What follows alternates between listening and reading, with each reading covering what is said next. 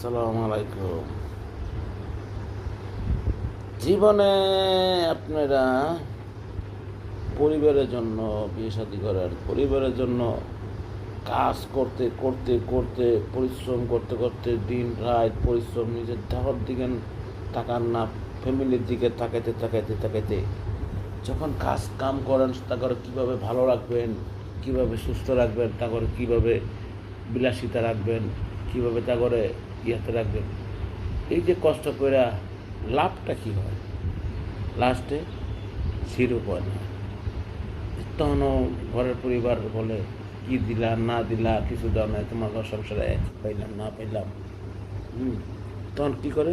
মনের ভিতরে খুব আঘাত লাগে।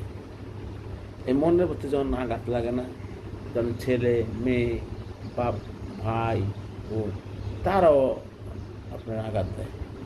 তখন আপনি কোথায় যাবেন, কি করবেন? তো কথা আছে ভাই,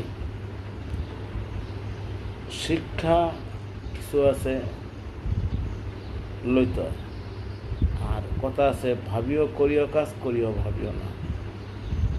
হ্যাঁ, তো আপনার কিছু শিক্ষা আমি পাইছি, যেটা আমার কপালে ছিল।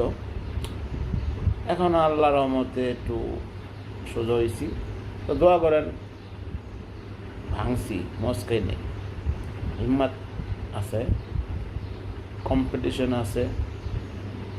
আল্লাহ রব্বুল আলামিন যতদিন আমার বাচ্চা রাখে, যদি বাচ্চা থাকি অবশ্যই। আর আপনারা যদি ভিডিওটা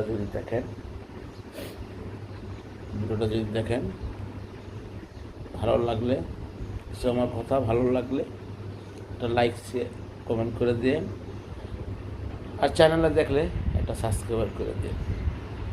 আল্লাহ হাফিজ, ভালো থাকেন, সুস্থ থাকেন। পয়লা রমজানে আপনাকে শুভকামনা, এই রমজান সুন্দর থাকেন।